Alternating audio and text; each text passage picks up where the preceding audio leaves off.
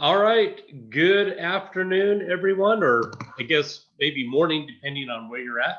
And welcome to our weekly edition of Iron Sharpening Iron. Today is Wednesday, August the 5th, 2020, and this is our 20th episode of Iron Sharpening Iron. And I'm really excited about today's episode. We have a very special guest from just about 1,900 miles away. I'd like to welcome Mike Wilson, all the way from Santa Clara, California. Good morning, Mike. Good morning, Bill. How's things out there on the West Coast? Well, we have a beautiful day and can't complain.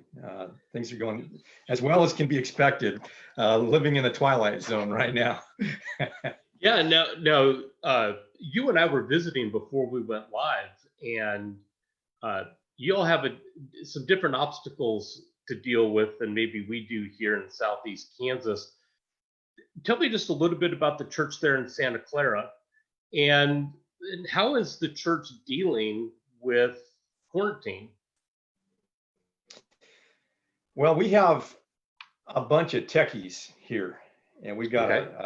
a bunch of really smart computer engineers, and they work for companies like Google and Yahoo, eBay, and Facebook, and so on.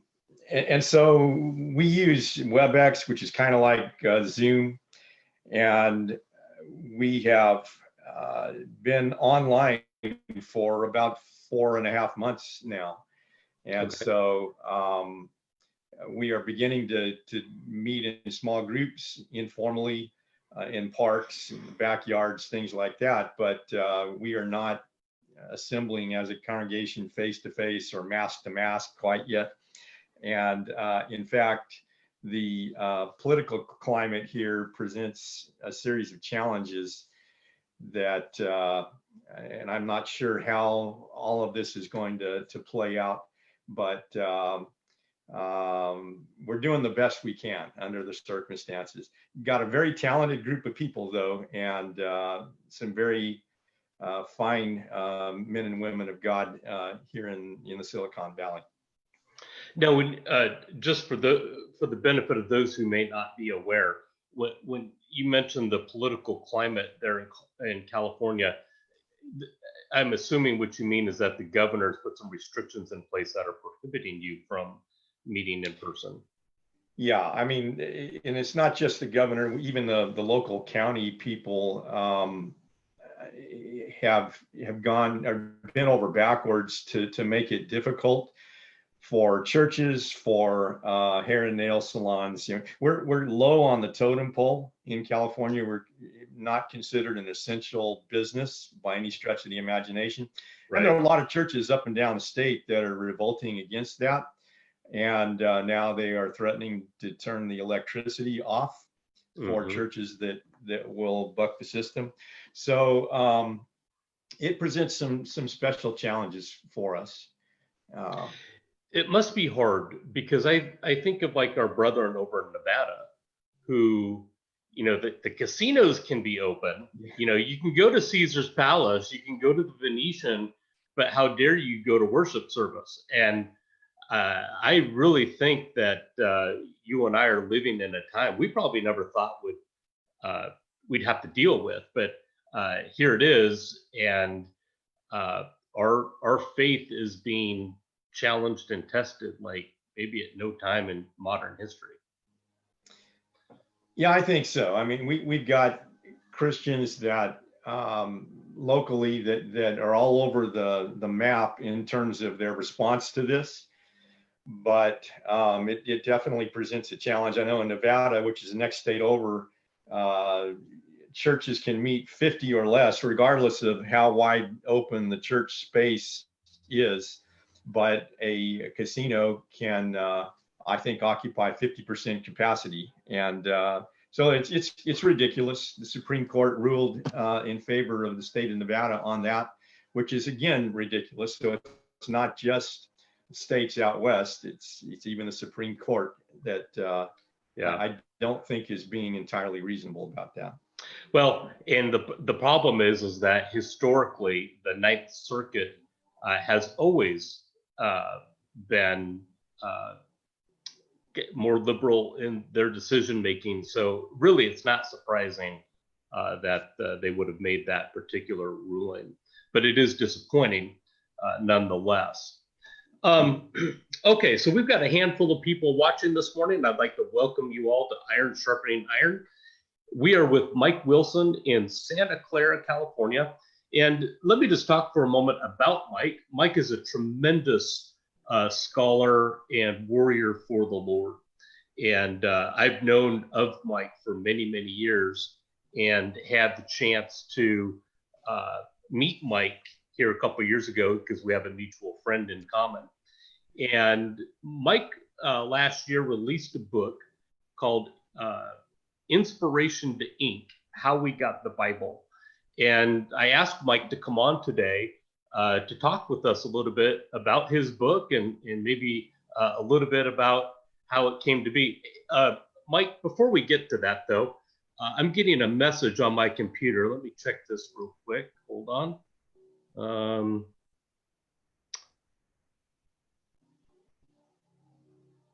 Oh, look.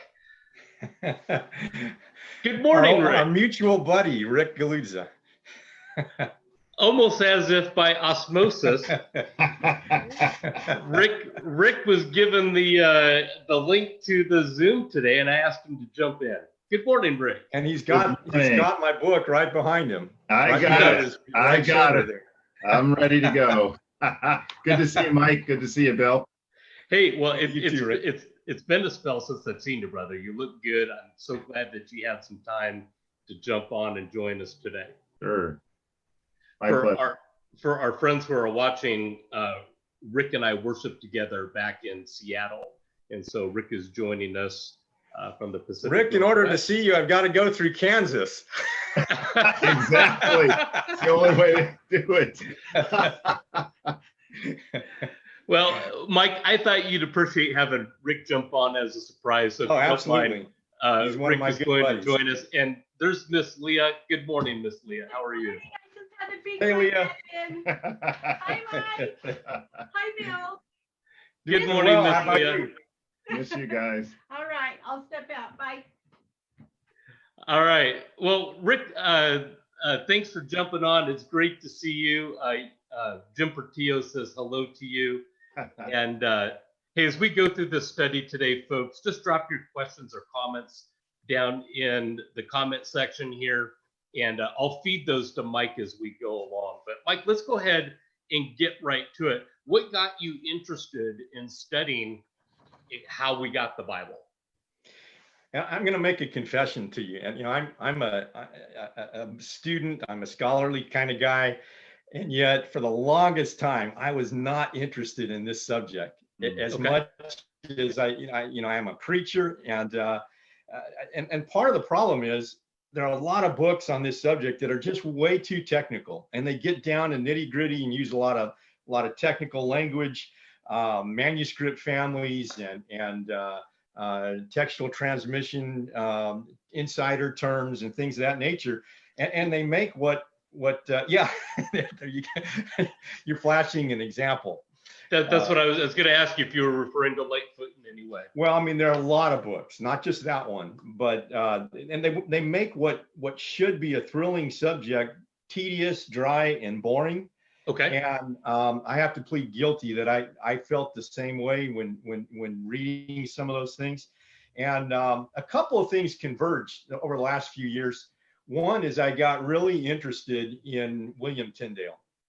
I've always been interested in him, father of the English Bible, if you will.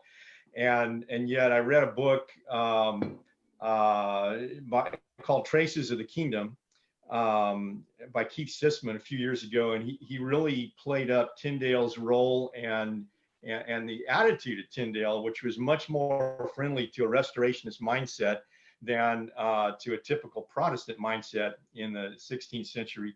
And so that really got me interested in doing some firsthand research on Tyndale.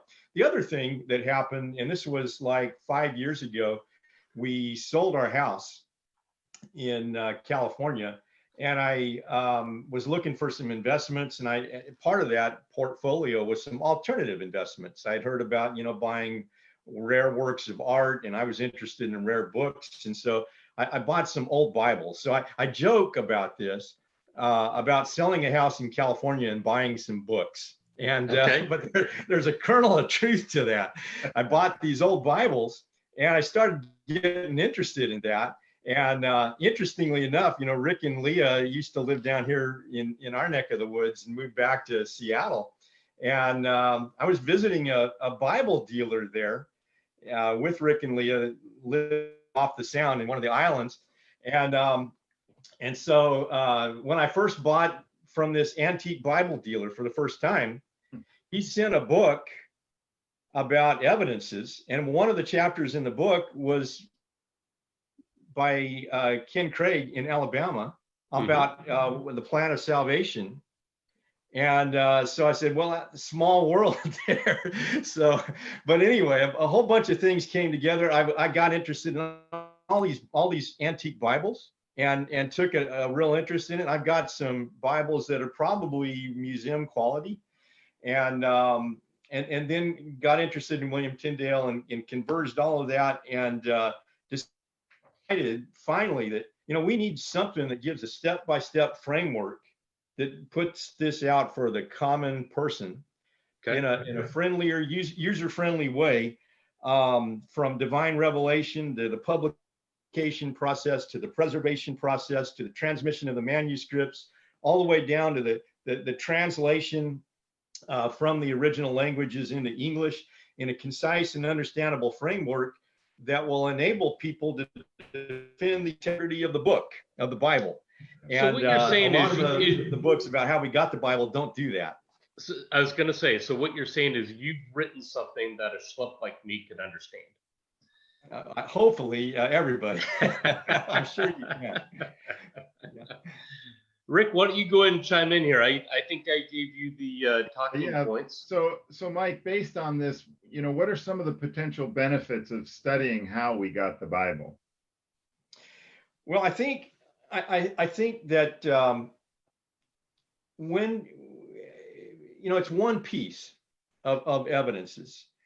When I look at the broad subject of evidences, God has given us evidence that God exists, evidence that Jesus is the Son of God, evidence that the Bible is the Word of God. And one piece of that is the integrity of the text down through the ages, so that believers might have confidence that that there was integrity with every step of that process down through the ages. And I think that's critically important.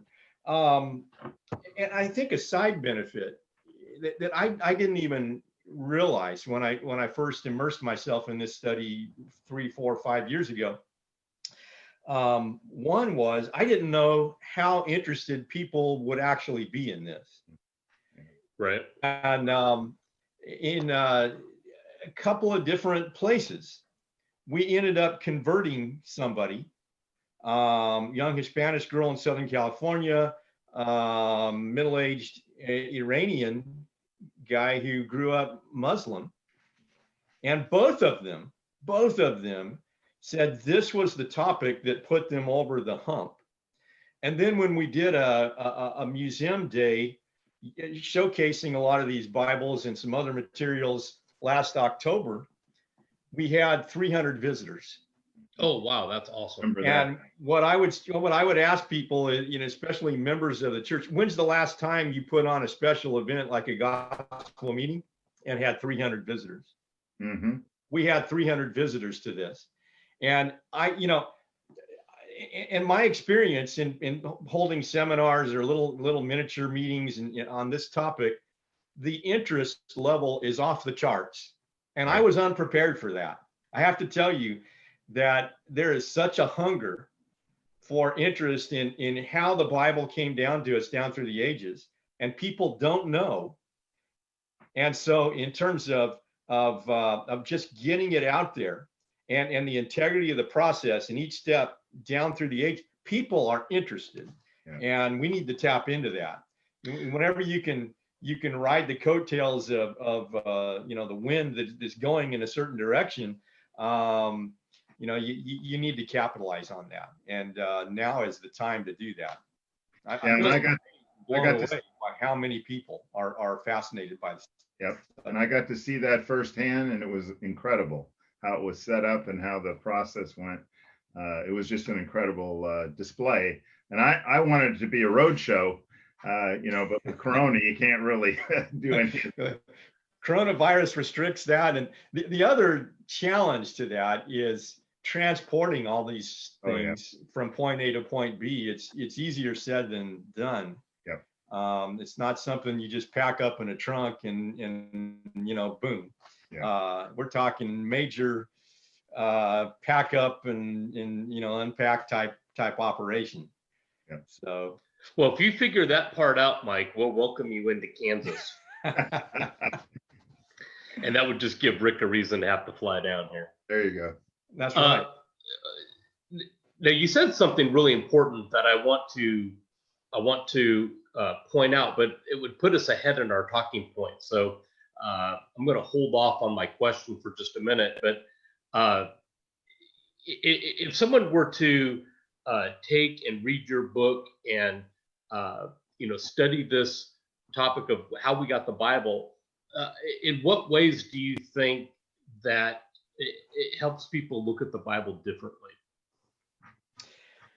Well, I want them to be blown away by the massive investment and meticulous care and sacrifice down through the centuries. That how much blood was shed. And I want folks to know also that no portion of the Bible is a result of a natural evolutionary process down through the ages over a long period of time, with human beings driving the process as if almost by accident.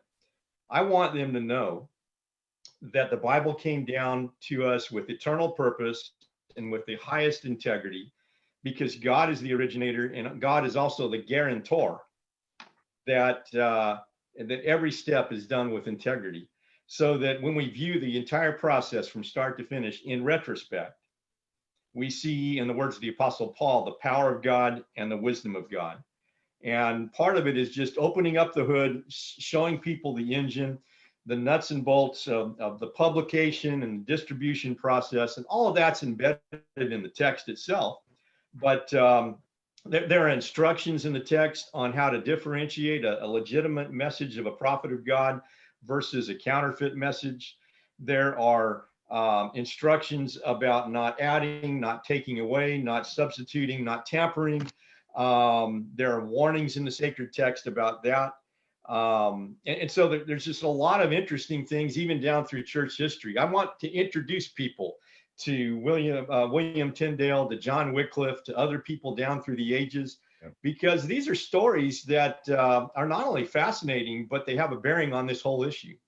And so if people can walk away from this and be blown away by it, and to realize that we're talking about not just any book, but the book of all books, and have a greater appreciation for the price that was paid in getting it to us, then I think that when they finish it, they'll have more reason to glorify God for producing the most marvelous book that was ever given to humankind.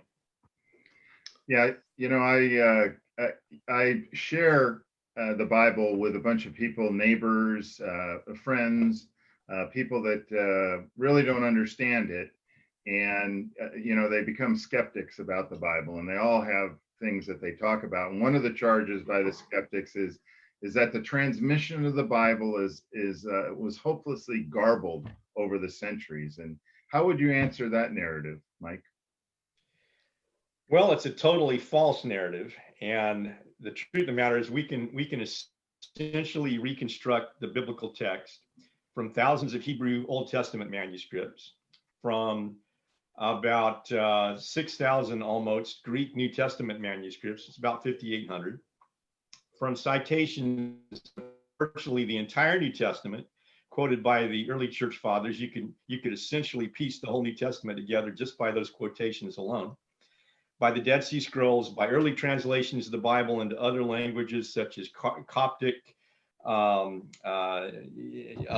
languages, the Latin and Syriac and so on, by looking at the Greek Septuagint translation of the original Hebrew manuscripts.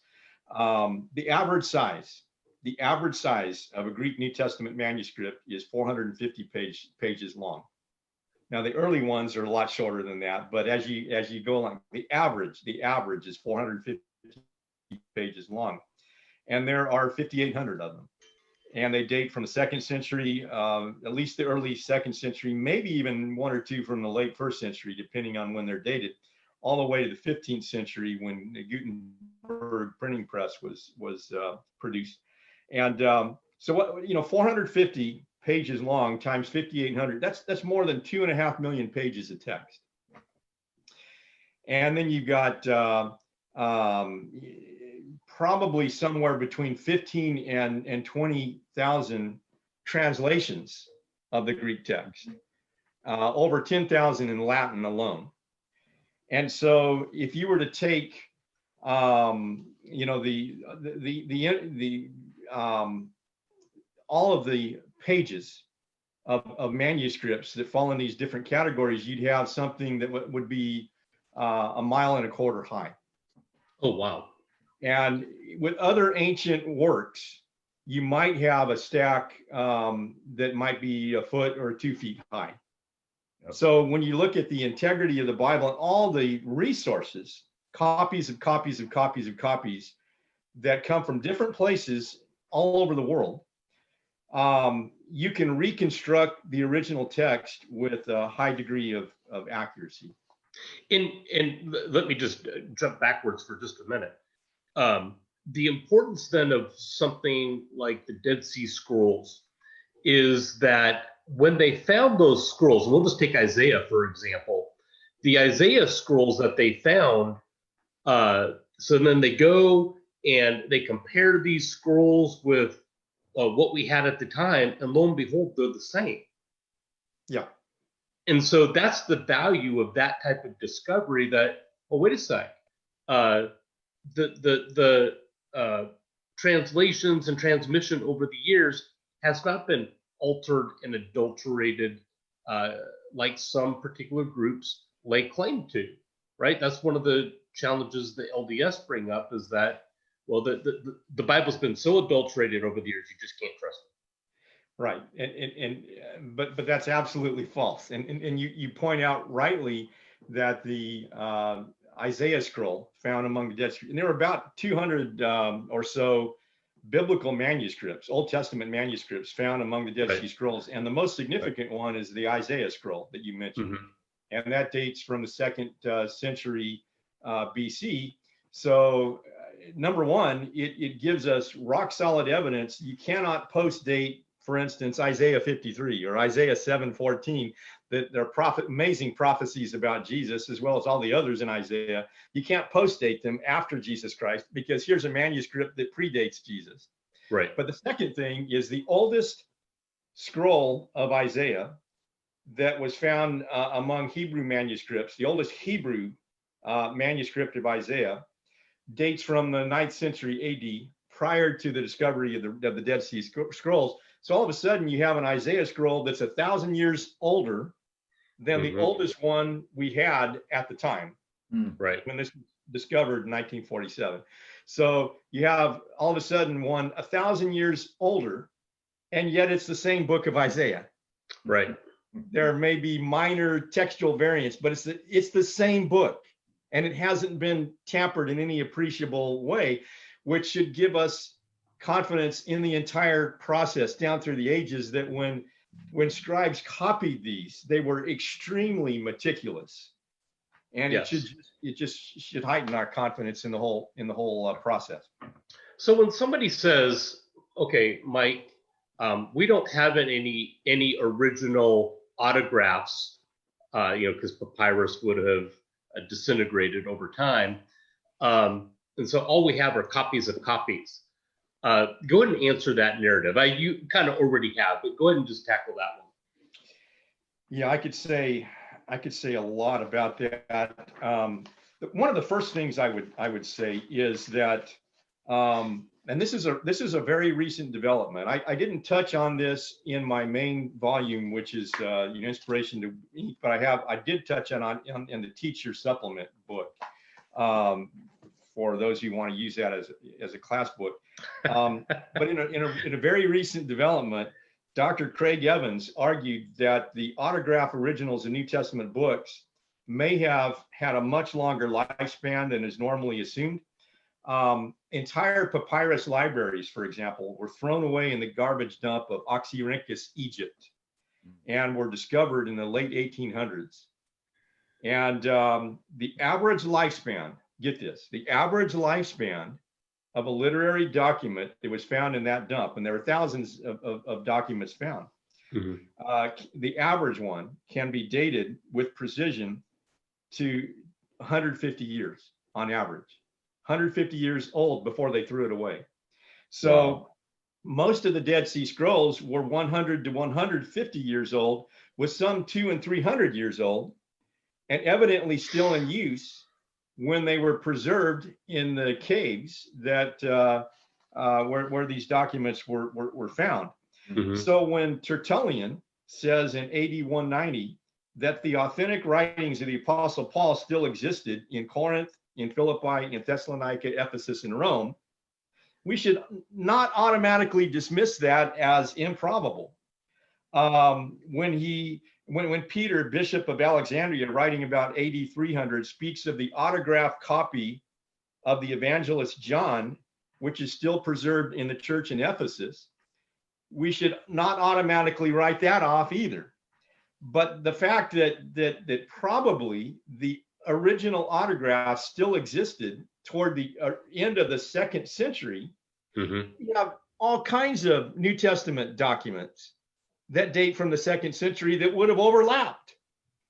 And the other thing about that, and that's a really excellent point, by the way. Copies of copies. The integrity of the text is not based on a single relic of paper and ink. With hundreds, if not thousands, of manuscript copies of copies of copies. But before the development of the Roman Catholic Church in the Middle Ages, there was no centralized church bureaucracy. And so there was no one was in a position to make wholesale changes of the text. Once the cat was out of the bag, once the originals were published, right, and then you had copies going everywhere, right? Copies of copies going everywhere. It's a popular myth that somehow the ecclesiastical powers or some other, perverse force got a hold of the sacred text and changed it. That's nonsense. Once the cat was out of the bag, once these were published, they went everywhere and no one had centralized control over them. Right. So the decentralization of the text, far from being a weakness, which is commonly assumed, actually makes the case stronger. Yep. You go back to someone like Homer, for example, Iliad and the Odyssey. Right. No original manuscript exists, and most of the ones that do exist are over 1,000 years after Homer.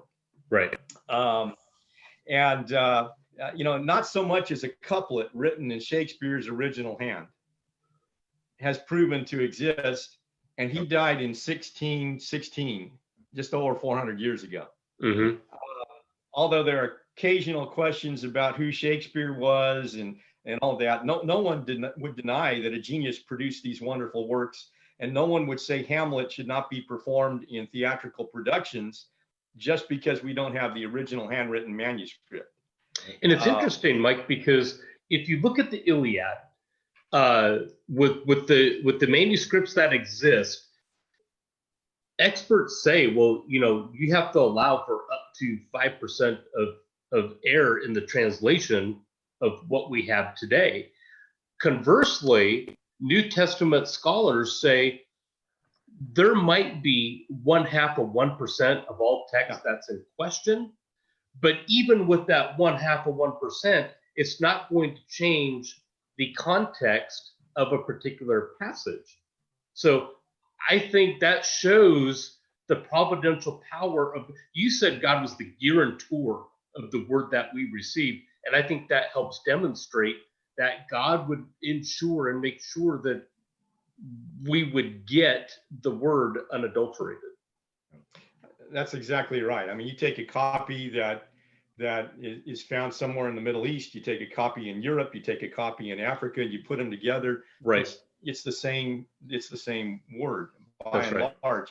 There are very, very slight manuscript differences, but anything appreciable has to be both meaningful and viable. And when you look at something that's a meaningful difference, not just a punctuation error or a minor word of no consequence, but something that's truly a meaningful difference and something that's viable. In other words, it has a real chance of being a legitimate alternative, as opposed to 1,000 manuscripts saying this, but only one saying that, that comes centuries later. In order to have a meaningful and viable manuscript variation, you have far less than 1% that would even fall into that category. And of those that do fall into that category, not one doctrine in the New Testament is affected. So we should have great confidence in the integrity of the Word of God that we have as a consequence of that. And so if I'm reading along in my New Testament and I see some brackets around a particular phrase, yes, there should be a footnote at the bottom of the page that tells me what?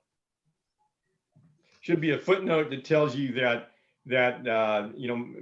most or many manuscripts do not have this particular section. All right, excellent. Rick, you're up. Yeah, so there's a saying, Mike, enthusiasm breeds enthusiasm, and your enthusiasm for the Bible and this whole subject, obviously got Leah and I very interested in learning about it, and there's so much that so much study and so many hours you've put into this. My question is, what would be some of the most interesting findings that resulted from your study of the Bible? Great question. Okay. Would it be okay if I brought up a PowerPoint? Yeah, go for it, Mike. All right. Yeah. Okay. I'm gonna do that. I always liked your PowerPoints. This is kind of a summary PowerPoint, and I'm gonna skip through a lot of these slides very quickly. This is a 1572 Bishop's Bible. Rick has seen it. It's a monster. I hate to drop it on anybody. It would hurt you. But that is awesome. But anyway, these are some of the most important things that I would say I've taken away from these last few years. Number one is respect for biblical authority drove this scribal process. And I didn't realize to what degree that those of us who argue for speaking where the Bible speaks and being silent where the Bible is silent, and having total authority for what we believe in practice, or not going there, that the scribes operated on a similar principle, that they weren't going to add or take away, tamper or delete or mess with the program in any way, shape, or form. And that more often than not, even when a sentence did not make sense grammatically or did not make sense in light of, you have a discrepancy, one gospel says it one way and another gospel uses slightly different language. Sometimes a scribe will try to kind of make them correlate in a better way, and you have some discrepancies because of that. But more often than not, they just copied exactly as their parent copy would dictate, because they had this built-in respect not to tamper, not to change, not to delete, to add or take away, as Revelation 22:18-19 says. Second takeaway is the copying process was very expensive. And we can get into that a little bit later. But you think about copying these things by hand and copying them on expensive papyrus or parchment, which is leather, and how many animal skins they used up in making copies of copies of copies. But they were a people of the book, and they believed in the importance of getting the message out. And then another takeaway is many of the measures to publish and safeguard the Bible are embedded in the sacred text itself. And that really impressed itself on me, that you don't have to look after the fact to look at some of those safeguards. They're already in the text. We often stare at them and we don't even realize what we're seeing when we look at the text itself. And then fourthly, ancient Bibles tell a story. When you're able to hold one of these and actually look at something hundreds and hundreds of years old, it's really fascinating to think about the price that was paid. I've got a 1549 edition of a New Testament that's essentially a William Tyndale edition, and to be able to hold that thing just 13 years after he died, when it was published, is fascinating to think about the blood that was shed to allow that to happen. When we did the museum day, this was early October, first Saturday of October this last year, we combined these ancient Bibles, replicas, facsimiles with a little bit of archaeological facsimiles, and had a fun time doing that. There's a 1599 Luther Bible right there. But we did this How We Got the Bible Museum Day, and advertised it like crazy, spent a lot of time. We had some of our young people dressed up as docents and helped out with little skits in terms of how the Bible. And the other thing I should tell you is I'm married to a German. And so she's taken me to Europe and to all kinds of fascinating places. There is an ancient museum, a Roman era museum in Cologne, Germany, that we've been to, and come across, things from way back. This is the Codex Washingtonianus in the Smithsonian Museum, dates from about AD 400. And it's the four Gospels. I've got a facsimile of that. And you have the scribal doodles that, when you open this thing, this is the end of the last page of the Gospel of Luke that you're looking at. And it has these little scribal doodles. It may have been a trademark of the scribe. But we've been to places where we've looked at how the papyrus, not only papyrus sheets, but the leather, parchment, or vellum was made from animal skins. These are pictures from the Gutenberg Museum in Mainz, Germany, which is my wife's native country. And Gutenberg changed everything with the opening up of the printing press in the mid 1400s. And that really got the Bible out and into the hands of the common person. Here's a scene from Wittenberg, Germany, and Martin Luther. There's a Luther Bible that was printed using Gutenberg technology and colored in by the artists. And I've got a facsimile of that. There's William Tyndale. There's a Geneva Bible. It was first published in 1560 in continental Europe and in Switzerland, and then eventually in Great Britain. This particular Bible it's a personal copy of mine, dates from 1607, 4 years before the King James. And there's the cover of it. But the integrity of the process, every step of the way, this has not been done in a corner, Paul says. And every step of the process was open and above board and full of integrity. And you have eyewitness testimony from the very beginning. You have tests to differentiate genuine prophecies versus counterfeits. And there are many examples of that in the Bible. Why do we have a book of Jeremiah and not a book of Hananiah? Hananiah's prophecy was wrong. Jeremiah's was right. Hananiah died by the hand of God. And that's why we have Jeremiah and not Hananiah. And, a lot more that I could say about all of that, but there's cross verification.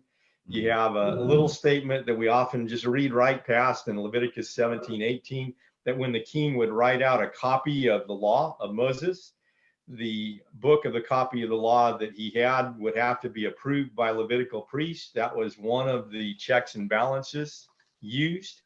It was one of the roles of the priest that we often don't think about, but it's right there in the text staring at us, that it was just one of those extra safeguard measures that was used to make sure that the integrity of the text was ensured. There were a lot of means of cross verification that we could talk about, but the ultimate end product, 40 authors at least, 3 continents, 1,500 years, and yet one message. Yep. One message, and leading to one faith. And what I key on in a lot of this study is the checks and balances in publishing it every step of the way, the honesty and integrity, the sealing of it all in blood, and like we've already alluded to, the decentralization of the manuscripts is a guarantee that we can reconstruct this with a good degree of accuracy. There's Dead Sea Scrolls in London, so the British Museum. So anyway, reconstructing the text, you got a number of different pieces of evidence: Dead Sea Scrolls, Greek manuscripts, Hebrew manuscripts, quotations from church fathers, early translations of the Bible into other languages, and leading to one book, many translations, the undisputed bestseller year after year. Although it's excluded from the bestseller list, there are an estimated 5 billion copies sold and distributed. And but it's a single message aimed at everybody's heart, and to give us an opportunity for eternal life. And so a book this important has to be produced and distributed with integrity in every step of the process. And so that's, motivated by love every step of the way. So I'm going to remove that, but just wanted to show you that in terms of some of the most important takeaways. Rick, what are you holding up there? That's a 1902 German Bible with neat. With a picture of Martin Luther in it. So yeah, Mike got me interested in old Bibles. Mike, let me throw another question at you. Okay. Again, there are certain religious groups that we're aware of that question the integrity of the Bible, and they accuse the Roman Catholic Church of meddling with it. So what, if anything, did the Catholic Church do to suppress regarding the Bible? Well, they really did not alter the text itself. A lot of, and we've already talked about that. The text was decentralized before the Roman Catholic Church was even formed. And a lot of the copyists, a lot of the scribes were Roman Catholic monks who worked in monasteries, and they just spent hours of tedious work copying the text from one manuscript to the other. So in that sense, the Roman Catholic Church even did a service. Although I wouldn't say it was the church, I would say it was individuals working hard to copy the text. But the downside is that they suppressed the translation of the text into the common language. On April 4th, 1519, in Coventry, England, 6 people were burned at the stake for teaching their children the so-called Lord's Prayer and the 10 Commandments in English. They were burned at the stake for this. And when William Tyndale produced the first English New Testament, translated from the original Greek in 1526, it was burned, it was banned, and people who owned a copy were threatened with their very lives. And that was all at the impetus of the Roman Catholic powers that be. Right. And I really believe that the bottom line in that is they wanted to control the people and in essence control their own power. Right. It was a power grab, and it was a retention of power that forced them to do that. And William Tyndale, when he was fighting against that tendency, he said this, and I'm going to quote, "Finally, this threatening and forbidding the lay people to read the scripture is not for the love of your souls, which they care for as the fox doth the geese." And that was his attitude, that we've got to get this into the hands of common people. And but they did not want the common people to deliberate and to have access to this. They wanted a hierarchical control. And it was a bloody fight to wrest the freedom from that control. Yeah, and what happened during the Protestant Reformation, which countered that trend? I mean, that they were doing. Yeah, I mean, that's exactly right. And really, Gutenberg's printing press gave impetus for this to even happen. Because once that cat was out of the bag, there was no suppressing it. It was like a cork about to blast. And early on in Tyndale's career, when there was a clergyman who suggested we were better to be without God's law than the Pope's, Tyndale shot back, and it was one of the great comebacks of all time. He said, "I defy the Pope and all his laws, and if God spare my life ere many years, I will cause a boy that driveth the plow shall know more of the scripture than thou dost." And that's exactly what he did. He produced the Bible, translated it from the original Greek into English. It was absolutely brilliant translation. And people have no clue what a brilliant translator he was. For his time, and given the circumstances, having to produce this on the run, persecuted with secret spies looking for him everywhere on continental Europe, because that's where this was produced. He couldn't do it in England, and eventually cost him his life. To be able to do what he did in the few years that he had, constantly running from one place to another in hiding, was nothing short of amazing, virtually miraculous, if you could say that. Wow. So with the last couple of minutes we have together, Mike, why don't you talk to us about the first Bibles that were in English? Well, you had in the late 1300s, John Wycliffe. Under his direction, you had probably a group of translators who took the Latin Vulgate, and Latin was the official language of the Roman Catholic Church, and that harkens back all the way to the days of the Roman Empire. Right. But the common people could not understand the Latin. Educated people, high churchmen understood Latin, but not the common people. So you have a Wycliffe translation that is from the Latin Vulgate. It's not from the original Greek in which the New Testament was written. So it's in some ways a poor translation. Instead of talking about repenting, for instance, there are times when it talks about doing penance. But it carries forward some of those Latin phrases into English.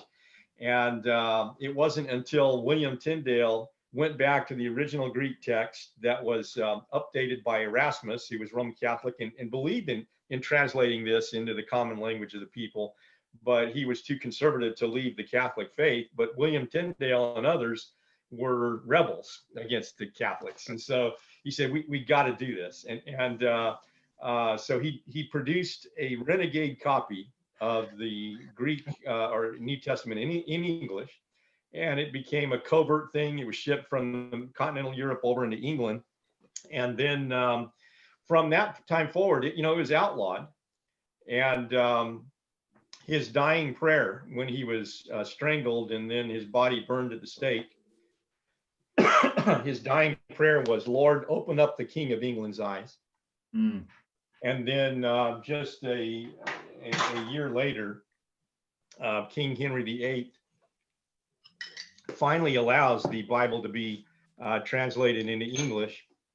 And so you have a Matthew Thomas Bible that's produced in English, and eventually a Great Bible that's produced in English. And in 1560, you have a Geneva Bible. 1568, that Geneva Bible, excuse me. We'll give him a break. He's been talking a lot for the last 45 minutes or so. You okay there, Mike? Well, Rick, why don't you answer a question for me, since Sure. we're going to let Mike step away for just a moment. Now, I see that you have a copy of the book behind you. Yes. Do you also have the teacher's guide? Because you were holding something up. That is the teacher's guide. Yes. Okay. Now, I couldn't find the teacher's guide on Amazon. For those watching here in Kansas, if you check our Facebook page here, I did put a link to Amazon for Mike's book, Inspiration to Eat, How We Got the Bible. And I think it's $17.99 on Amazon. But Rick, where did you get the teacher's manual? I got it from the teacher. You got it from the teacher. Mike actually gave me the copy of it. All right. I assume it's autographed then. Yeah, the book is, yes. Okay. Well, I see Mike is back with us. Mike, the book can be gotten on Amazon, but is that the only place? Does Florida College have it in their bookstore? No, that's probably the worst place to get it, because you got to pay tax, shipping. It's not available for Amazon Prime. So you can go to inspirationtoeat.com. You can go to 21st Century Christian. You can go to the CEI bookstore, One Stone bookstore, Florida College bookstore, or you can contact me directly. Okay, I've got a little frog in my throat here. Yeah, I noticed that. But if we contacted you directly or went to any of those other places you told us to go to, we can get the book and the teacher copy? Yes. Okay. And I don't think you can get the teacher copy from Amazon, but Amazon's actually the most expensive place to get it. So I advise, you can go to inspirationtoeat.com, contact me directly. I've got plenty of copies and I'll give you a discount. Okay. All right. Now, before we close up shop today, you had shown us some PowerPoint pictures of your museum day. Yes. I was really impressed with that. I'm wondering where you got the flagrum. I assume that's a replica. Yeah, The what? The Roman scourging whip. There's a Bible and Science store online that sells replicas and archaeological replicas, and we embellished the museum day with some of those items as well. Okay. Now you have a YouTube video, I think, kind of on your museum day. Would you like to share that with us before? Yeah, this is just 2 minutes. A couple of Christians from Southern California who do infomercials and actually movies, little short films. They flew up and filmed this museum day. And so we have a couple of minutes that they put together. This is professionally done.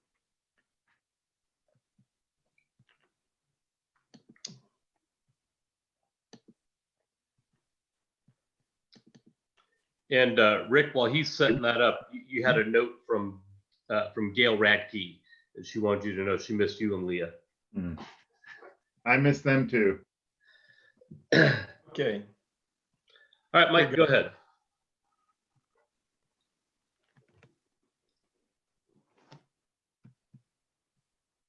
Where did the Bible come from? Can it be trusted after so many copies and translations? why should we believe that it is, in fact, the Word of God? On October 5th, 2019, a Bible-believing church in the heart of California's Silicon Valley hosted a free, large-scale community event that sought to answer these questions through museum-quality exhibits, lively interactive performances, and real artifacts, including centuries-old Bibles. These elements all served to tell a story. The Bible contains many epic stories, but the story of how we got it is an incredible epic all of its own. It is a story that is unfolded over millennia with an unmatched cast of characters that includes a faithful God, an amazing Lord who uttered the most powerful words in history, and a Holy Spirit who guided prophets and apostles to record the message faithfully. That's the story we set out to tell at the How We Got the Bible event, so that visitors could walk away more aware of the Bible's rich history and convinced of the clear integrity by which its message has been transmitted to us over time. I'm Mike Wilson, the evangelist at the Church of Christ in Santa Clara. If you missed the event, I wrote a companion book called Inspiration to Ink. For more info about the book or our congregation, visit www.truthseekers.org.